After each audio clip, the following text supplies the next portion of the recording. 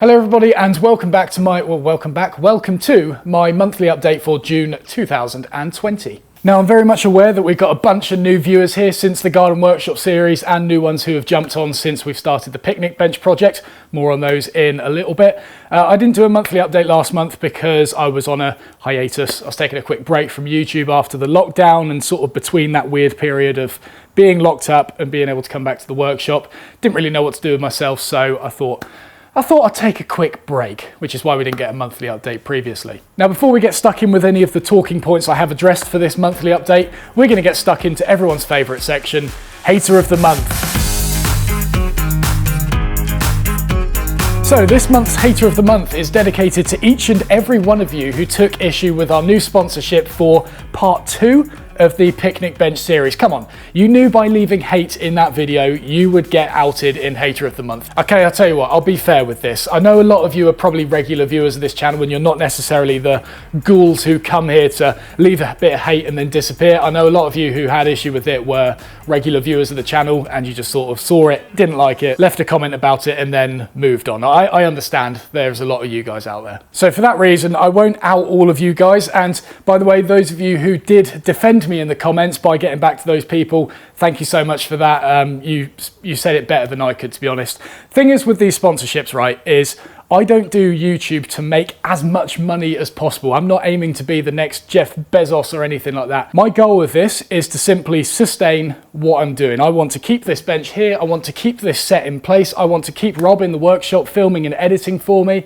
That's the reason why we take sponsorships. That's the reason I try and push merchandise. That's the reason I get you guys to buy plans if you want them. It's all in the aim of doing this for as long as possible. It's not to try and extort as much money out of you guys as possible or to get on as many sponsors as possible so you guys have to sit through 5 minutes worth of ads in every single video. That is not the aim whatsoever. I just want to do this for as long as possible, and ideally, me and Rob shared this on a recent live stream, we want to try and make this a full-time thing in the next year. So for that reason, we're going to be pushing pretty hard with regards to merchandise, plans, all the things I literally just listed in an attempt to make this a viable full-time career. At the moment, we've both got other things going on at the side that is taking time out of the workshop in order to support what we're doing here. Whereas if we can make this a full-time endeavor, then you guys get more content to start with, we get to spend more time in here, and it's just a win-win for everyone. So we've got a few other sponsors lined up in future videos. It's not Raid, don't worry. And on that note, will I take Raid as a sponsor again?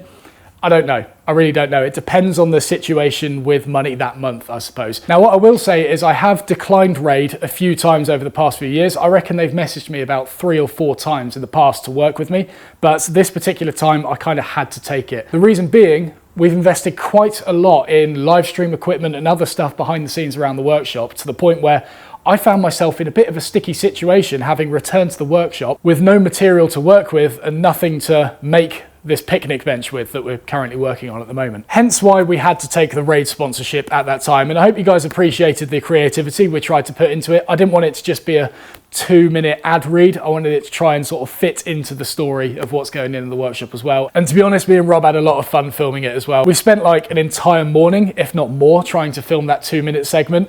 It was an absolute nightmare. Rob was up there sorting out all the green screen stuff as well.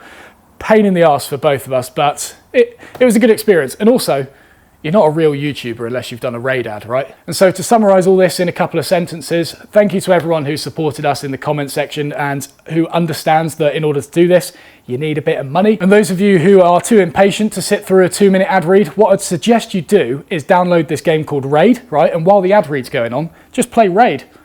Yeah, do that. And then when the ad read's done, boom, back to the video, sorted. Or try running your own business that focuses on free content, I don't know. Anyway, what's going on at the moment? The Japanese-inspired picnic bench project is underway. This was an idea that me and Rob came up with in an attempt to get us outside just a little bit more throughout the day, gather a little bit more sunlight, mind you. It's not looking too good today, but we found ourselves locked in the workshop too much throughout the day and we just weren't getting enough of that sweet old vitamin D.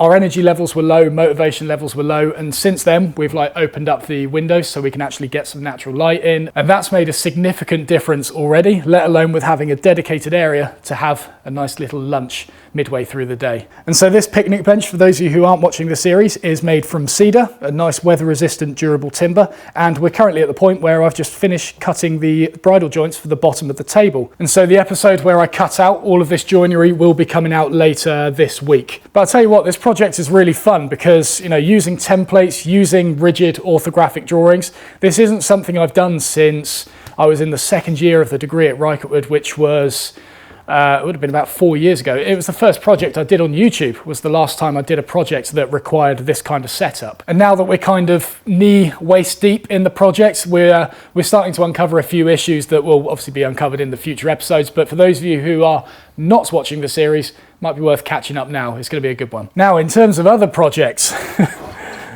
remember this? Now, the cabinet project. What's going on with this then? Now, we haven't stopped it, don't worry, the cabinet project is still ongoing. I just need to get back into filming the videos. The reason I have not been filming videos is because I haven't had a day in the workshop to actually get filming them. This is currently Saturday today. I don't know when I'll get this video out, but I'm filming this on Saturday. This is my first Saturday in the workshop where I'm just here on my own. Thursdays and Fridays, Rob's here with me. Saturdays I'm usually quite busy. Sundays always busy. Monday, Tuesday, Wednesday I'm teaching at the school. So there is literally no other time for me to film this project. And even today, I've only got 2 hours to get this monthly update sorted, which is definitely not enough to film one of these parts. But don't worry, that is due to change in the next few weeks. You can see why we're trying to make this a full-time thing now, because it is a pain in the arse trying to fit all this stuff into a 2.5 day schedule. It's like not possible most of the time. But don't worry, we will be getting back to this. Frame and panel door will be constructed. The traditionally fitted and constructed drawer will also be done. We will get this project complete. And apart from anything in this window between now and when I actually get filming, at least it will give me a chance to get a haircut and kind of look presentable for a series that I want to be evergreen. Like, imagine if you were halfway through a series and the person, I won't say looks trimmed and refined, but like for the first half of the series, they look passable. And then halfway through the series in the next video, all of a sudden the presenter looks like this, facial hair, overgrown hair. You'd just be like, what happened? I promise that's not the main reason though. Genuinely, I just don't get enough time in this blimmin' workshop. That's all it is. And as for the series after the cabinet project, we're going to be making this, which is a little toolbox or whatever you want to store in here. I don't really mind.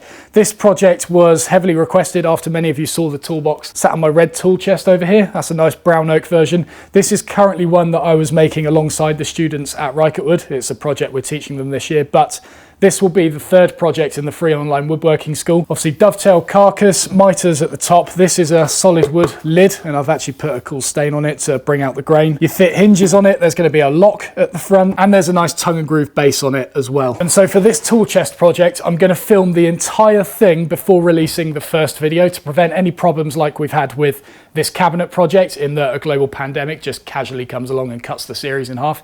And for the dovetail box project, we had the same thing. My car decided to stop working for an entire month halfway through the series, which meant we were in the same situation. You guys were having to wait for the next video to come out while I was stuck at home trying to get here to finish off the series. But by pre-filming this next series entirely in advance, we won't have that problem whatsoever. Right, next topic.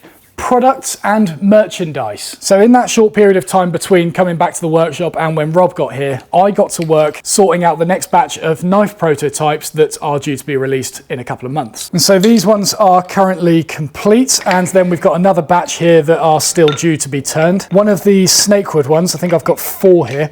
One of these is being donated to the competition that Jonathan Katz-Moses is currently running. I'll put details in the description or a link to his competition page or whatever. But yeah, if you're the winner of his competition, you win one of everything from his store plus one of these as well. But it's great because with these knives now, I've found a way of getting about a 90% success rate while making them. In the previous batch, it was probably 60, 70%, and there was a lot of wastage, unfortunately, just because this metal bit didn't work. But I found a way around it, and literally in the next month or so, I'm going to get started on the next batch of these, and we're going to do loads of them because the waiting list is quite big at the moment. So I'm hoping for this batch to go live sometime towards the end of August. But what I will say is if you're hoping to casually just go onto my website and browse the knives and get exactly the one you're after, it's going to be very difficult to do so because that waiting list is absolutely massive and there are a lot of people waiting, poised, ready to go and order the one they're after. So I'm going to try and make as many as possible to account for that demand, but what I will say in advance is it's going to be a bit of a free-for-all when it comes to getting one of these knives.